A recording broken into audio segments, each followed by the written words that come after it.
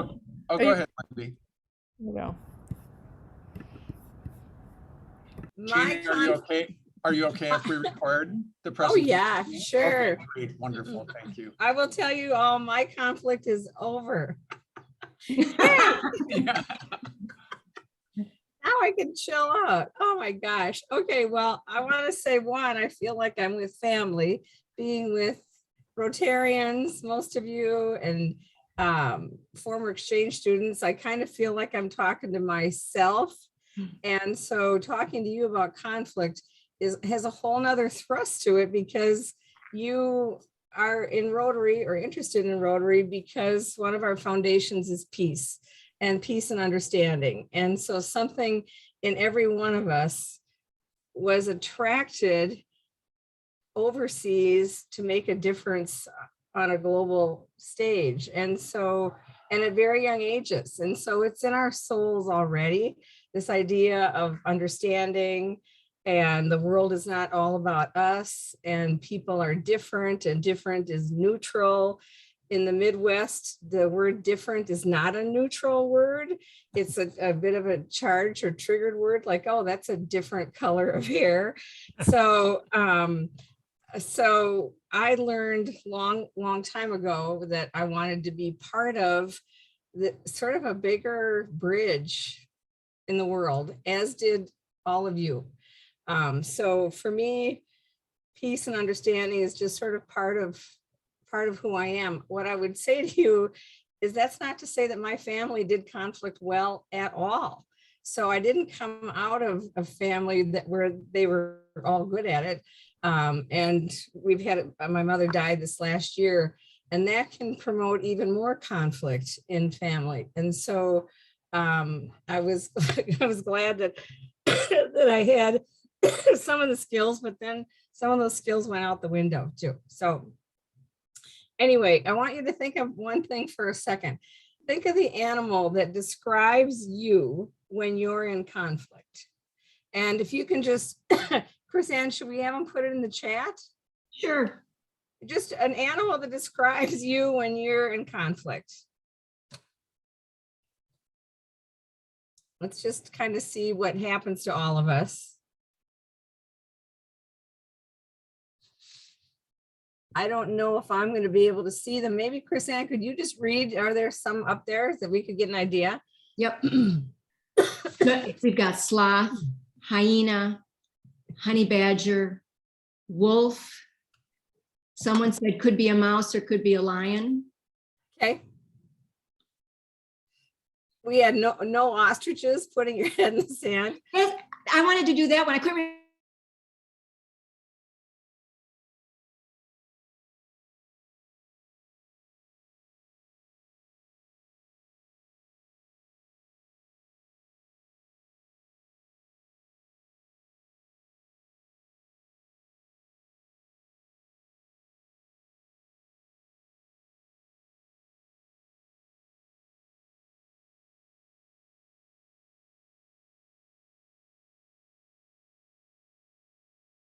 And to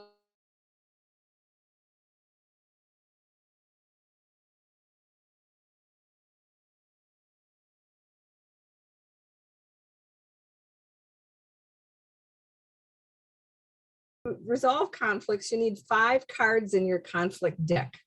And I'm going to read these 5, and I want you to think about which card do you pull out most naturally when you're in conflict. So, and you've got to have all 5 of these in your deck, but we each have 1 or 2 that dominate our response. So the first one is compete. So of these 5, I'm going to read them and then think about which one do you use most dominantly. Is compete, which is my way or the highway. Collaborate, let's get together and joint problem solve. Third card is compromise, I give, you give. The fourth one is avoid, and the 5th one is accommodate. So think about yourself. Are you a competitor, collaborator, compromiser, avoider, or accommodator first?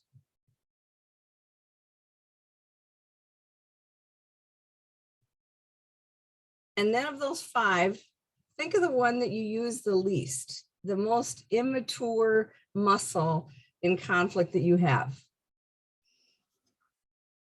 So for me, I go into situations and I think about which one of these cards do I need to play, which is most appropriate given this situation. Okay, now for me to advance this, Do that right hand arrow. yeah, it's not moving. Oh, Okay, Jean, sometimes you have to click on your slide first and then click the arrow. okay, let's try that. oh, Okay. All right, that was a fabulous example of collaboration. I want you to know that there's research that has come out in the last couple of years that the preferred way to deal with any conflict is collaboration because we're better together.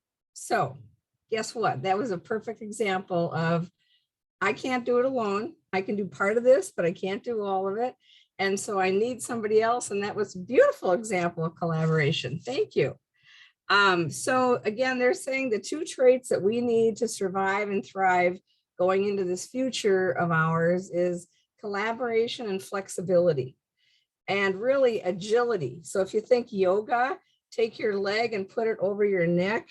That's the kind of agility that surviving and thriving going into the future is going to take, as well as collaboration, because we need each other. We're better together. So let's take a look at our current environment and what's happening in the conflict world. If you take a look at the left, we've all come out of the last 2+ years now of disruption, chaos, uncertainty, a lot of grief. They're saying that one of the predominant feelings nowadays is grief. There's a collective trauma that we all have been traumatized in some way. And so there is an increase in conflict. There is a diminishing in empathy. There was some research that came out in the last 2 years, and then I just saw some recent research on empathy. Empathy is going down, conflict is going up. And why is that? When we take a look at our reality of what we've been through, so this traumatizing ends up with our behavior over in the right. So we're less patient, we're more angry. I saw a definition of anger the other day is unexpressed sadness. And you can open the paper, you can turn on the TV, you can open your phone, and you're seeing more and more angry people. People's fuses are shorter, they have less capacity, less tolerance. We're seeing some of them are more public. People are fuller. They don't have the tolerance. And when you add miscommunication, I didn't exactly hear what you meant to say. I misinterpreted what you said.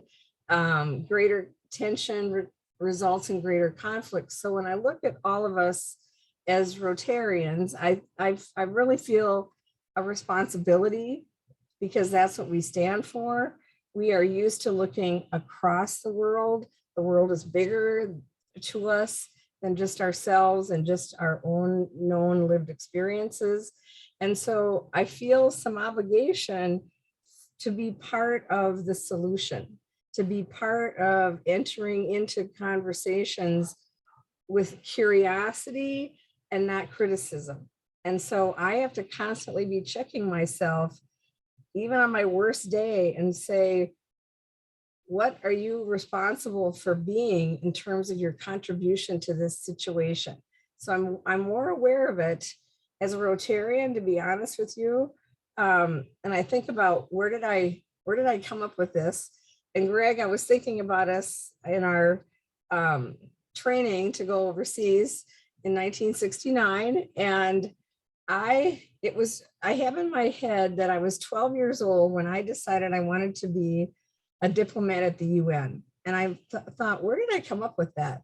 And I just learned this year that the United Nations, with Rotary's help, was formed about the time I was that age. So I must have read something at school that the United Nations was formed. And at that point, at 12 years old, I decided I wanted to be a diplomat. So that was fascinating. And I went to college and got degrees in international business, international relations, and languages. And then, yeah, so I went to France and my life was changed for my life, really. So this is our reality. 2 Fridays ago, a report came out that said our new normal. We've all been waiting for what is our new normal. And our new normal is disruption and uncertainty. Think about that. We have to get in our mind that our world going forward is going to be disrupted and uncertain. So I have to embrace that because that's my reality. And the definition of frustration is wanting life or another person to be other than they are. So disruption and uncertainty is my future, is my new normal. So what can I do given my reality? That means I need to find some certainty in myself. I need to be able to pivot and probably walk around on my toes, more willing to be flexible and take a hard left when I thought we were going to go right. So I need to be prepared to be flexible and be prepared to be disrupted and be prepared to not know. To not know creates fear. The opposite of fear is trust, and conflict resolution is based on trust. So as you're a conflict resolver, ask yourself in every situation, what is it that you're doing or what can you do to build trust in this situation? Often trust is broken. So what's happening is we're less tolerant. We get faster to this now. Anybody find that you're getting pushed, your buttons are getting pushed a little quicker? Raise your hand. Yeah, I mean, it doesn't take too much. And what's happening is there are days when I'm good and I've eaten enough protein, gotten enough sleep, gotten my exercise. And then there are days when I'm bonkers, when I'm just, shorter fused, et cetera. And so we're all sort of going through this roller coaster of feelings. I have a feeling that this is going to be normal. And so we have to find a way to manage ourselves first when the world is looking like this. So in my practice, when I'm working in resolving conflicts, the people I work with are kind of up and down like this. I was in a meeting the other day and the wife of one of my clients walked in. They work at the same company all day long. They drove separately. And when she walked in the meeting, just steam was coming out of her nose, out of her ears. And we could tell Jan wasn't happy. And she wasn't happy toward her husband, who's the owner, who's thinking of winding down a business after 50 years. And what do you do with it? Do you give it to the kids? Do you sell it and give the money away? But she wasn't happy. So I had to deal with her feelings, couldn't ignore them, couldn't also let them control the meeting, but had to acknowledge that she was having some feelings. So it's not so much, so when we're moving up and down, we're shorter fused. And so I had my own personal experience 2 years ago. A good friend of mine, very close friend of mine's daughter was dying of cancer. And I had known Lauren since she was 2. And her parents are like a brother and sister to me. So they were out in LA hospicing her for almost a year. And it was Jack's birthday. On his birthday, I always make a blueberry pie. So I found a bakery in LA that made famous for blueberry pie of all things. So I talked to the baker. He said he would do it. It was a Monday, had it all planned. And I heard from one of the relatives that the bakery was closed on Monday. And he convinced me that I wasn't right, that I wasn't going to get a pie for his birthday. So all of a sudden it raised these emotions. How was I going to get Jack his pie? And they were sitting with a daughter that was dying. And so I called and got the recording. Yes, we're closed on Mondays. And I left this message saying, this is Jane. We had an agreement that you were going to bake a pie. Well, the baker and the owner called me back and he said, of course, I'm going to make you a pie. That's my day off. I'm going to be back in the bakery. All the person needs to do is call my cell phone and I'll bring the pie out to the front. I started to cry so hard, and it had nothing to do with that blueberry pie. It was about Lauren. It was about her parents. And so know that when you're having these reactions, it's really not about the pie. It's about something else. And know when you're experiencing somebody else's big reaction nowadays with conflicts, it's not about their pie either. It's about something else. And we need to just sit back and understand what is going on, and then find some empathy and some compassion for ourselves first and for the other person. So if we can get to understanding and empathy and compassion, we can get through these hard times. So conflict is basically a difference. There's a difference between what somebody needs, wants, believes, thinks. It's a difference. So you have a choice in conflict, two choices: go to war or have a conversation. And one of the biggest things, at least in the Midwest, that we fear is having a conversation with someone. Well, we need to talk to the person. Oh, we can't do that. Well, you need to sit down with them. Oh, I can't do that. So one of the biggest fears is having a conversation. And I'll be honest with you, my biggest fear is technology and mechanics. I did not get those two cards the day I was born, but all this other stuff, I would run into it, but I would run away from anything technological or mechanical. So I understand when people don't feel comfortable doing what I do.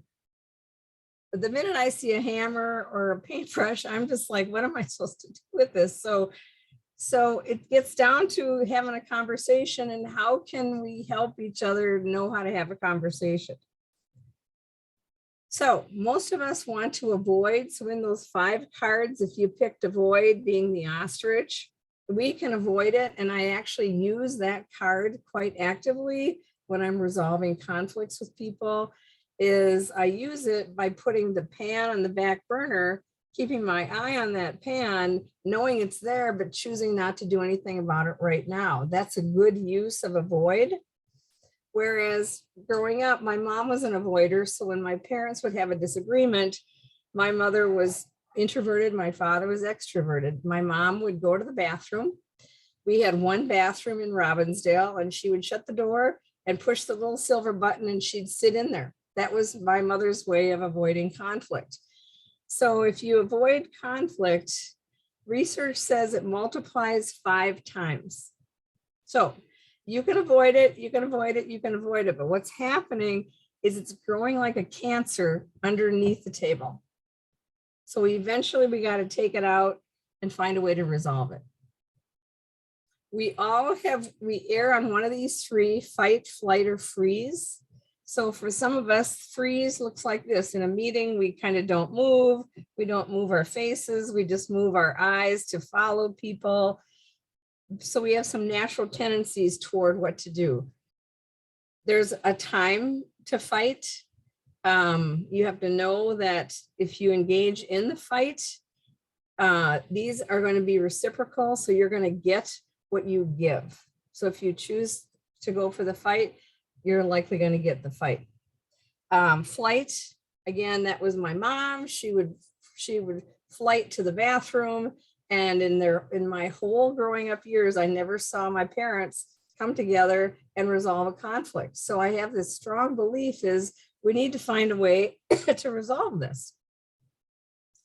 You can't solve a problem unless you identify the source. So these are all the different sources of conflict. And if you think about yourself, think about your either current situation, work or personal, or situations you've had, you can identify, why are we having a conflict?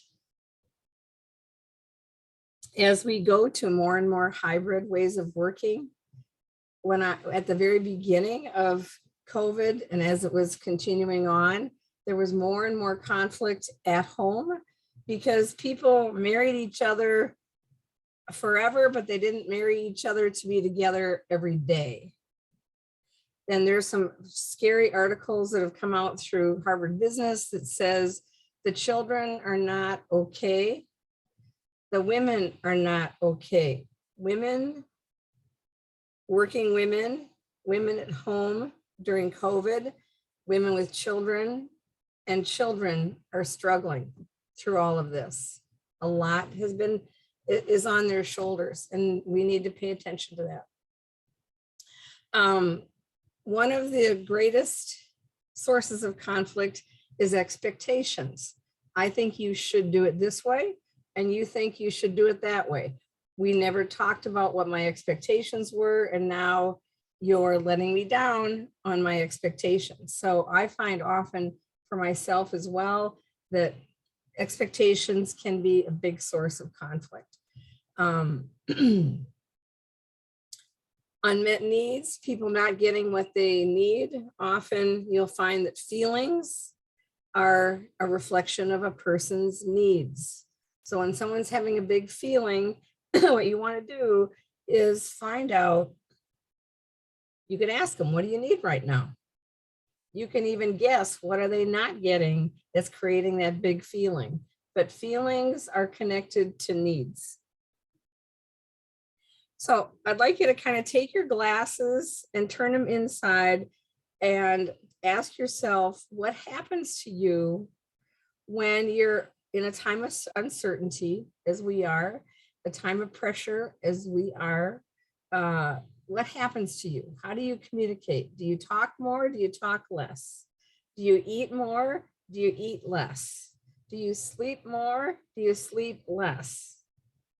We all have different ways of responding to pressure, stress, uncertainty, which is the time that we're in. And it's now time for us to find ways to manage this reality that we have. It's not going away. It's our new reality. And we have to find a way to help ourselves first, to help each other to get through this.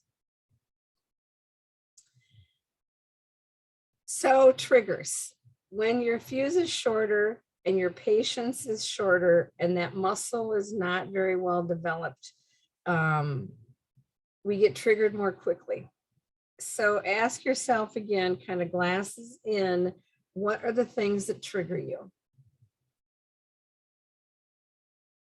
Our triggers come out of our wounds. So what makes a human being are three things: their nature, how they're hardwired, their nurture, how they've been influenced in life up until now, and their wounds. We're all walking around with nature, nurture, and wounds.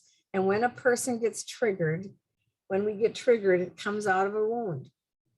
And so often what happens is when we watch each other get triggered, we get very judgmental, we get critical, and we say, oh, they're crazy, or oh, what's wrong with them? And if you can, if you can use grace and you can use curiosity to get curious about what is going on with that person, notice for them. You know, I'm noticing that this is bothering you. I'm noticing that that you weren't agreeing with this. Can you help me understand? A trigger is an indication that there's something there that's important to that person. So look at your trigger. The key to triggers is understand what they are, and notice yourself when you're starting to get a little hot. Before it goes red, notice when you're getting yellow. When the yellow light's going off, start to say to yourself, oh, I'm starting to get bothered by this. I'm starting to get annoyed. I'm starting to get frustrated. But get yourself when you're yellow, start to breathe and just notice, I'm starting to get triggered, and either breathe through it, manage yourself through it, exit, take a break, go to the restroom, call a timeout, but just notice your triggers. We all have them. It's part of being human. There's nothing wrong with it. It's just part of it. So ask yourself today, what is pushing on you? Where are those pressure points that trigger you, that move you toward trigger? So for me, I know that if I'm adding too much to my bag of things to do, I'm going to get shorter and shorter and shorter in terms of my tolerance with myself first. I'm going to get less patient with myself. That's kind of the indications. I'm going to be hard on myself first. And I can feel I'm at risk then if I've added too much to my bag, if I've said yes too much. Today's a good example. Probably an hour and a half before we started, I got a call from an old, longtime colleague who now has Alzheimer's. He and I were on the management team at Pillsbury, and we were like a brother and a sister. His daughter called and said, could you take Tom to lunch on Saturday? I need a break. So I looked at Saturday, and Saturday morning is full. Saturday evening is full because a friend fell and broke her left arm and 2 fingers on her right hand. So I'm like, sure, I can do it. And I said, the minute I said sure, I knew that I was starting to be at risk of too much going on. So just start. Self-awareness is the most important thing you can do in conflict. Conflict resolution starts with managing ourselves. So when you're at peace, when I'm at peace, I can be peace. When I'm not at peace, I can't be peace. And I have to protect that as much as I can, because that's what I need to be for people that are on their own roller coaster. So it starts with managing yourself first. And as Rotarians, we should be peace. We stand for peace.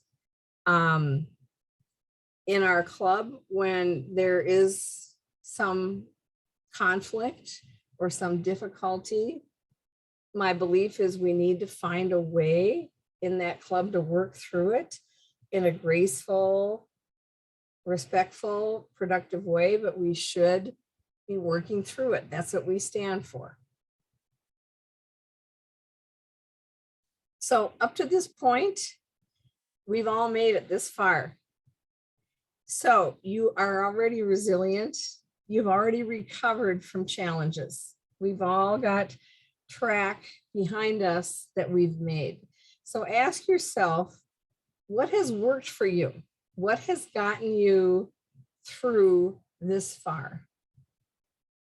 Because that's what you're going to use as your foundation to get through future conflicts. When I look back on the difficulties and the challenges that I've faced, and some have been very big and very sad, very tragic, and I say to myself, wow, I got through that. I can get through this. And I say that to myself a lot. I got through that. I can get through this. So there are things that have worked for you up to this point. That's what you want to count on. So controlling the controllables. What we all know is the most frustrating part of life is trying to control another human being. We shouldn't be trying to do that because they are who they are. So we can control one thing, and that's myself. And sometimes for me, that's like wrestling with an alligator, because I can be a lot for myself sometimes. If I haven't had enough protein, enough sleep, or enough exercise, I can be an alligator for myself. And so we need to look, again, glasses in, control ourselves. That's where it starts, because how you manage yourself in conflict, your response of those 5 options sets it up for how the next moment's going to be in that conflict. So we need to take responsibility for our part and control what we can to manage ourselves to be graceful and courageous and compassionate in the moment. So I have trained myself to live in the pause. When something happens, when someone says something, I run to the pause. As much as I can, I get to where it's quiet for me, where it's uninterrupted, where I can rethink, reframe, have a conversation with myself, breathe in my diaphragm. So taking the breath up out of here, pulling it down to your belt, pull your ears out of your shoulders. And then we can get more oxygen. We can think. When we are sitting like this, we're not thinking, we're defending. And so part of the avoid element of using avoid and conflict resolution is do something when you're in that pause. Breathe, reframe, talk to a friend. Do what you need to do to get yourself so that you can think. This is a very powerful thing to do, and you can ask for time. Hey, I need some time. I'd like to take a time out. I'd like to take a break. I'm kind of done talking about this for today. Let's come back to it tomorrow. I often say I need some time to think. And I actually demand getting that time to think, because in that pause is where my answer is.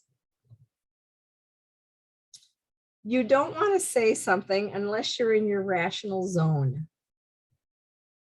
You know what I'm talking about when your nostrils are flaring or your mouth is so tight that you don't want to say something and you're pouting. That's not the time to say something.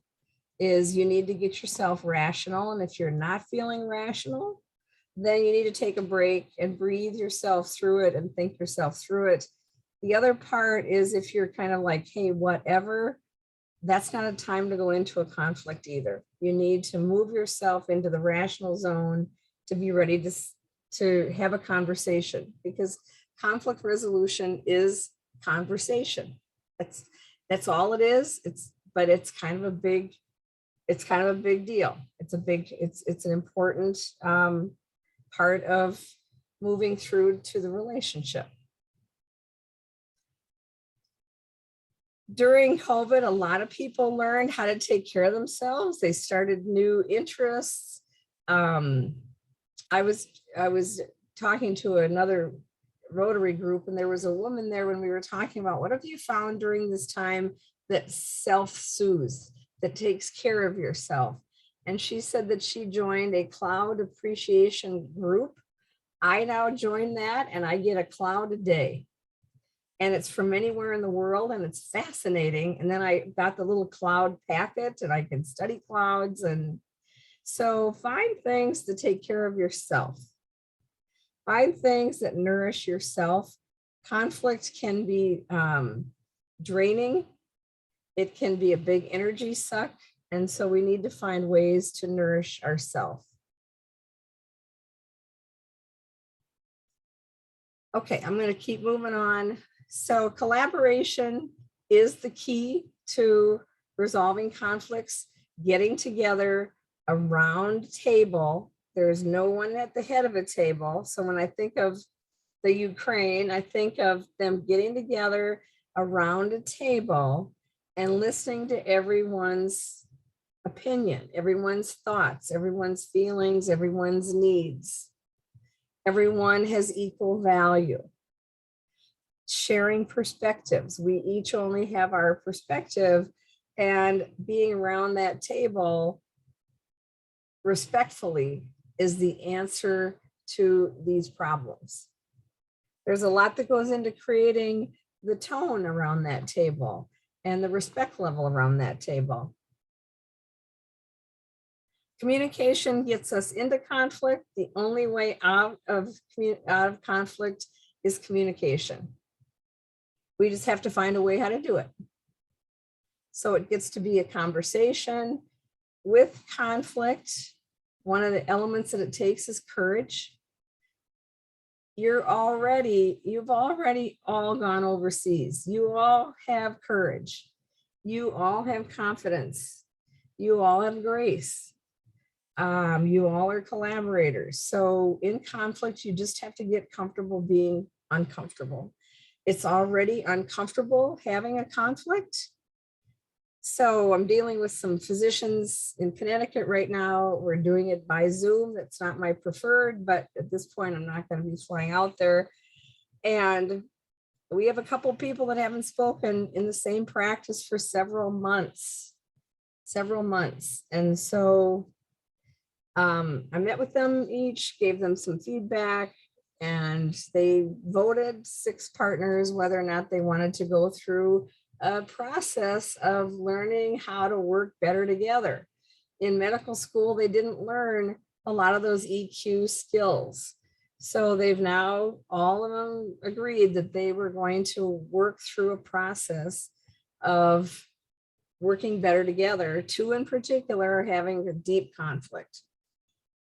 And they will be, I'll give them an opportunity to have a repair conversation, which means 2 people talking who haven't spoken except for yelling and screaming and swearing for quite a long time. They'll have the opportunity to do it. So it's bad now. That's going to be uncomfortable having the repair conversations, but that discomfort is moving forward. It's not spinning in this unresolved conflict. So they were given a choice. Do you want to get uncomfortable moving through this, or do you want to stay uncomfortable for a long period of time? But you've got to get comfortable being uncomfortable. In a collaborative mindset, we're all in this together. You identify what's the shared goal, and we're interdependent. So when you look globally, all of us know as Rotarians, we are dependent on each other globally. We don't live on an island in our own countries. And so the interdependence of Rotary helps us know we got to find ways to work this out because we need each other. Families are that way. Organizations are that way. Businesses are that way. If you can make it not personal, but find a way to identify what's our common goal. And then let's make decisions toward that common goal. I'm going to move past some of this stuff. These are just some of the qualities. If you take a look at yourself, ask yourself how patient, how compassionate, how open-minded, how curious am I? How much respect do I show? Again, I'm talking to Rotarians. This is what we believe in. When we don't do this, we self-correct because we know that that's what we stand for. Conflict resolution is about being vulnerable, letting people know what you think and what you feel and what you want. That's hard to do, but it takes some courage to do that, and it takes some self-love to do that. But it requires vulnerability. Not easy to be vulnerable, but that's how you develop trust with another person, is to be vulnerable. And then to be curious. So if you use these 2 words going into a conflict, vulnerable and curious, it'll keep you from being judgmental. And it will shorten the distance between you and another human being because they get to know you. And the more they get to know you, the more they want you to get to know them, and that trust is developed. We're given 2 ears and 1 mouth, and we should use those ears way more than we use our mouth. It's so easy to say that, but the answer really is listen, and listen for people's feelings and needs. That's what they're trying to tell you. People only say 23% of what they're really thinking. So we have a lot of work to do to try to interpret what they're saying. Let me just keep rolling. So conflict resolution is problem solving. It's not shoulding. And I was showing Chris-Ann this. I've had this in my wallet for I've been in business 35 years. I bet I've had this in my wallet for 30 years. It's a little laminated should card. And one of the clients I was working with we're doing team building over about a 2-3 year period. And the assistant to the president of the company laminated this because everyone was a should'er. So should is your critical self. This is the way you should do it. This is the way you should be thinking. And the minute we start shoulding another person, our critic comes out. And when our critic comes out, the person is going to go into defense. And what we want to do is create understanding and not defensiveness. The minute we create defensiveness, there goes the trust. So again, as a conflict resolver yourself, is you want to do whatever you can to build trust. Shoulding does not do that. We need to watch more what we don't say than what we say. 93% we don't say. So 55% is body language, 38% is your voice, and only 7% are the words. We worry a lot about what to say, but we're already showing a lot. Because we all have wounds and we all have histories and we all have fears, I have to strap on what I call my puke shield when I go into helping groups or individuals resolve conflicts, so that we don't take things personally. Another person's behavior is not about you. Another person's behavior is telling you about them. And if you get triggered and you get wounded by what someone has said or done, now you can't be part of the solution. So I have to strap this on every day that I do what I do. So let me just ask you what you could do when you think of these are muscles. The compete style of conflict resolution, collaboration, compromising, avoiding, accommodating. Those are approaches to conflict. Those have muscles to them. Is there anything that you could do, whether it's your patience, whether it's your collaboration, whether it's your accommodation? What muscle could you exercise a little bit more? What muscle could you strengthen to be even better at resolving conflicts and being peace in our world, which needs it so much?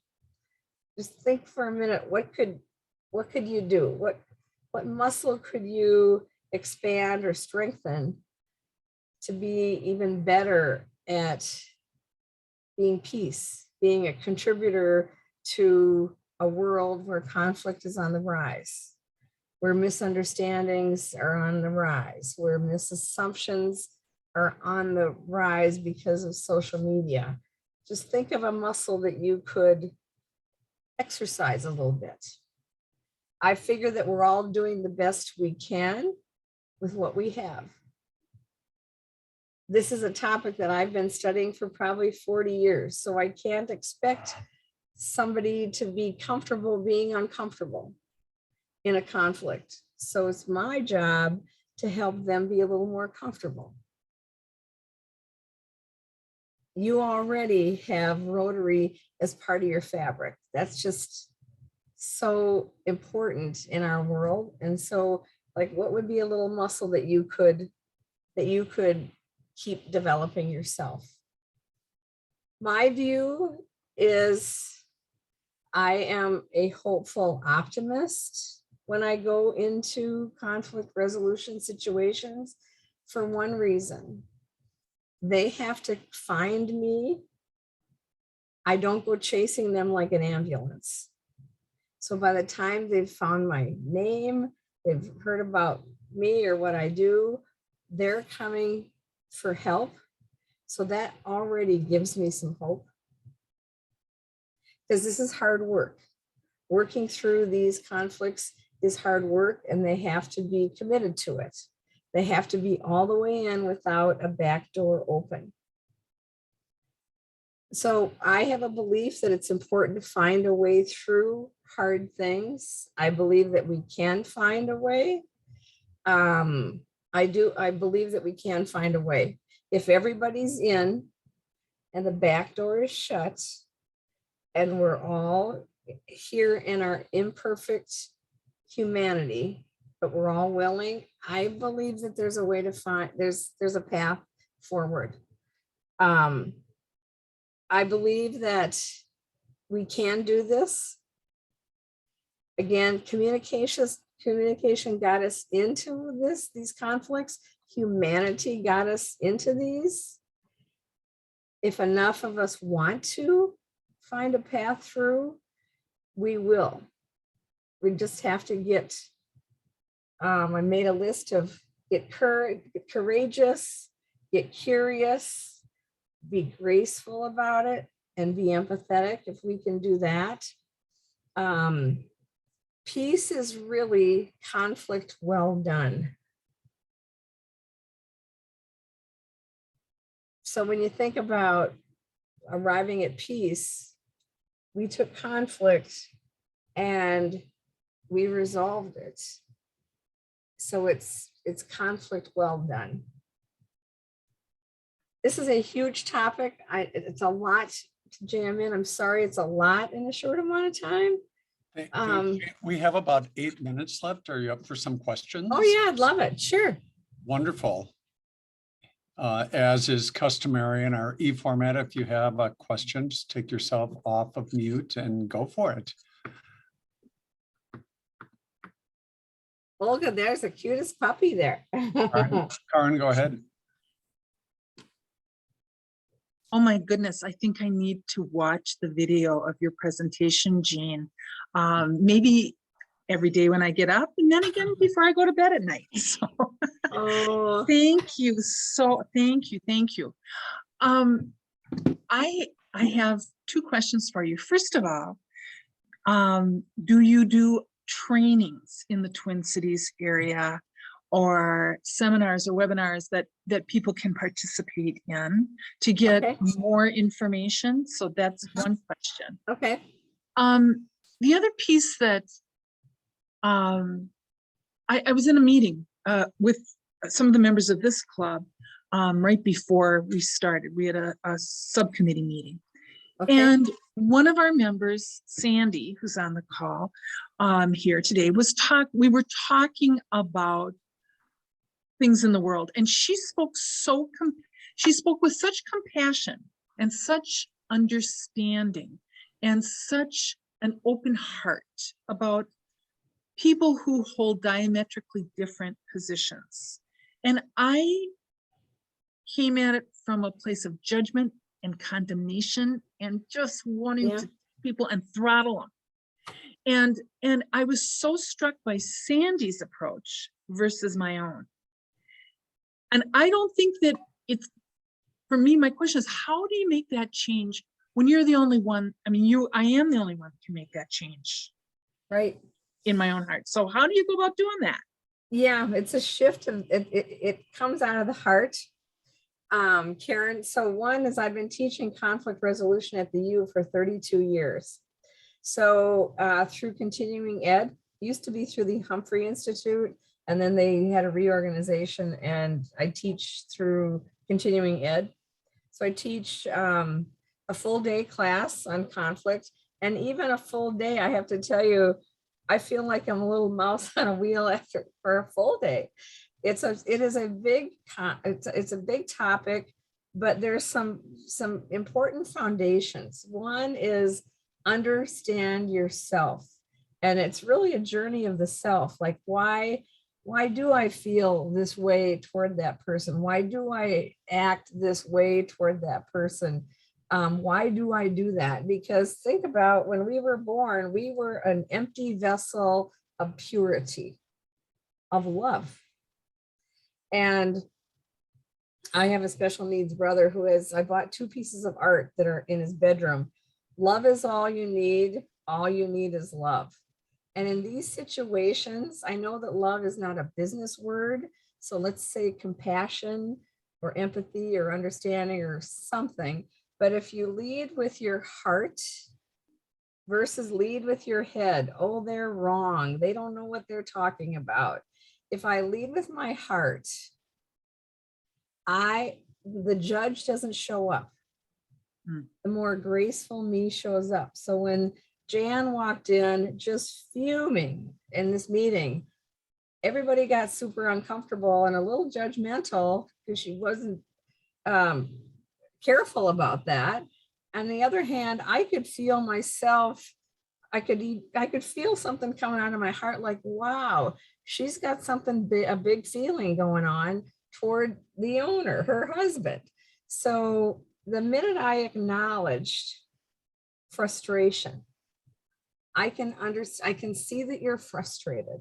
And then I could start to hear, what was it that was frustrating her? Well, he was flip-flopping. Should I sell? Should I sell it all off? What should I do? And evidently he'd been flip-flopping for about 10 or 15 years. Well, that might be annoying. Right? That might be annoying if you had to live with that, right? And so when I heard her say he's flip-flopping again, and everybody else was like, whoa. And I'm like, you know what? I can understand where that flip-flopping would be frustrating. And so what I wanted to do was to show her empathy. And the best gift we can give each other is empathy, which is listening. It starts with listening and then understanding versus agreeing. I hear you, I get you, I understand you. And the path to compassion is empathy, but I can't give you compassion until I've opened up my ears to the heart, and then I can give you compassion. But if I close off my ears and I close off my heart, what am I going to do? I'm going to be a judge. Does that make sense? In fact, I've got a book here on my bookshelf. It's called The Outward, I think it's called, yeah, The Outward Mindset by the Arbinger Institute. Is excellent. Little tiny book, The Outward Mindset. I don't think I can grab it fast enough. But anyway, the Arbinger Institute has only written about 3 books. One is a required book that I have for all my clients called Leadership and Self-Deception. So what we do is blame somebody else. So Leadership and Self-Deception is a great little book. The Outward Mindset is their most recent book. It's very good. It's about how to get your mind off of yourself and how to focus on another person's feelings and needs. It's hard to do that when you know they're darn wrong. It's hard to do that when you're triggered by them. But if you start to recognize your triggers, there's another book that I have up here called Triggers. It's a really good book. And he's only written a couple of books. I think his last name is Goldsmith. And it was required reading by every department chair at Mayo Clinic. Triggers. You got to know your triggers. We all have them. And we all kind of aren't very attractive when we get triggered. Jean, we're right at 5:30. We Yeah. at our club, we end the meeting with the 4-way test. So I'm going to share that. If you will unshare for me for a sec. Scroll over. Yeah, scroll over, and then you should see a button that says Stop share. Okay, got it. And then we can take a few more questions if I'll be glad to stay. Sure. would like. All right, so if everyone can take themselves off of mute. And the 4-way test of the things that we think, say, and do. Is it the truth? Truth. Is Is it fair to all concerned? Will Will it build goodwill and better friendships? Will it be beneficial To all to all concerned? concerned?